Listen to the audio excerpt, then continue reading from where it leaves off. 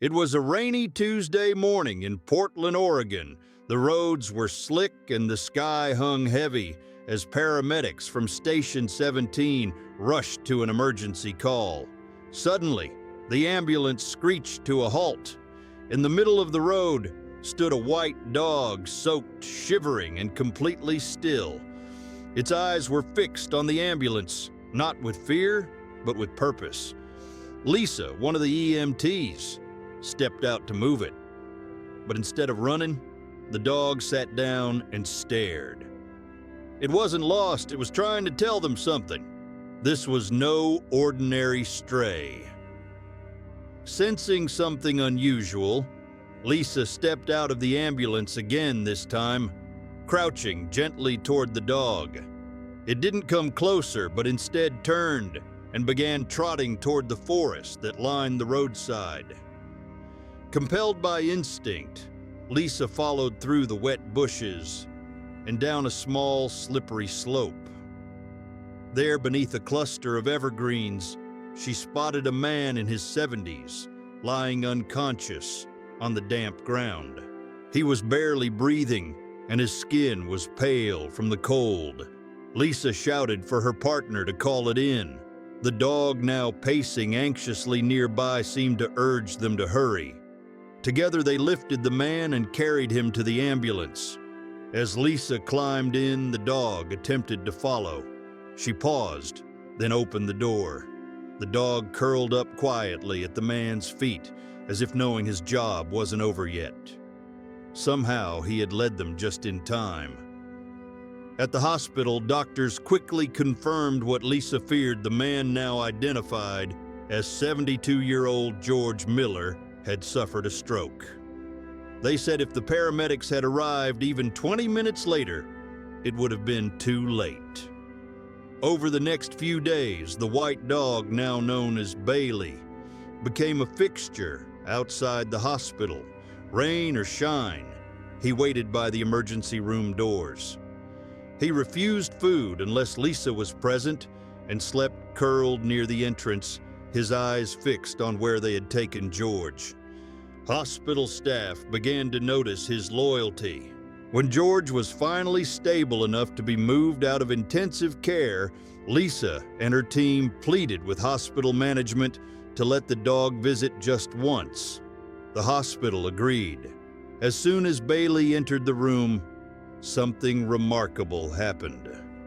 George's lips quivered and a single tear rolled down his cheek. Then in a raspy whisper, he said, "Bailey." The dog whimpered and pressed gently against his chest. For the first time since his stroke, George showed signs of emotional response. Doctors and nurses stood in stunned silence. That moment, simple and quiet, was more powerful than any medication they could offer. In the days that followed, George's condition improved in ways that surprised even the medical staff. He began to speak more clearly, smiled more often, and responded better to treatment.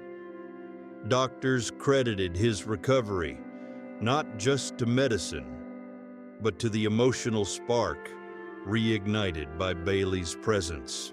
That connection, deep, wordless, and loyal, seemed to restore a part of George the stroke had tried to erase. Soon, George's wife arrived at the hospital. She had been searching for him since early that morning when he'd gone missing.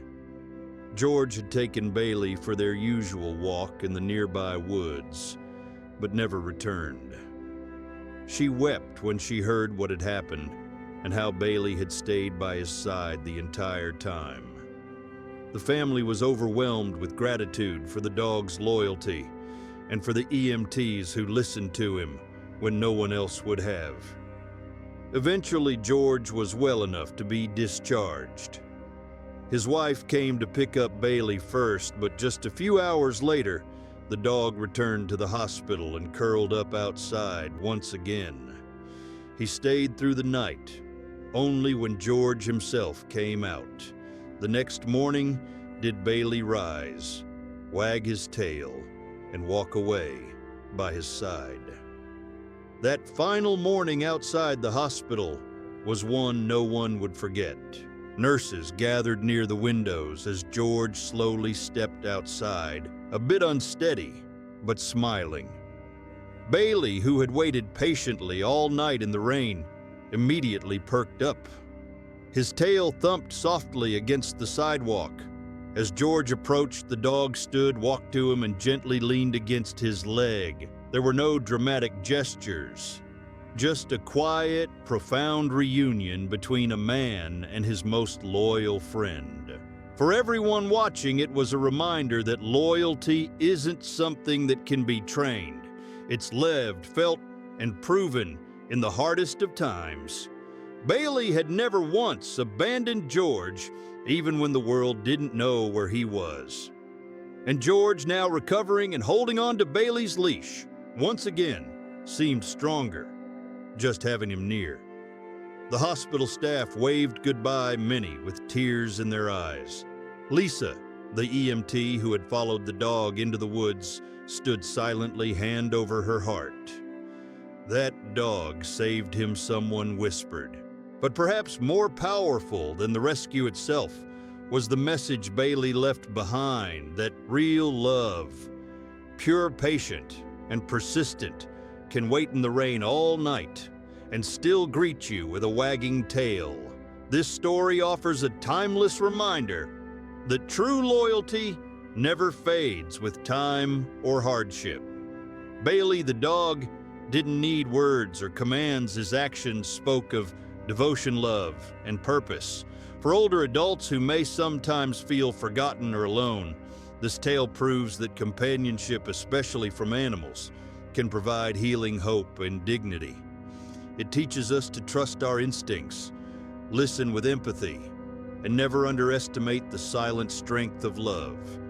In a world that moves fast, Bailey's unwavering presence reminds us to slow down and cherish those who wait beside us, rain or shine, simply because they care.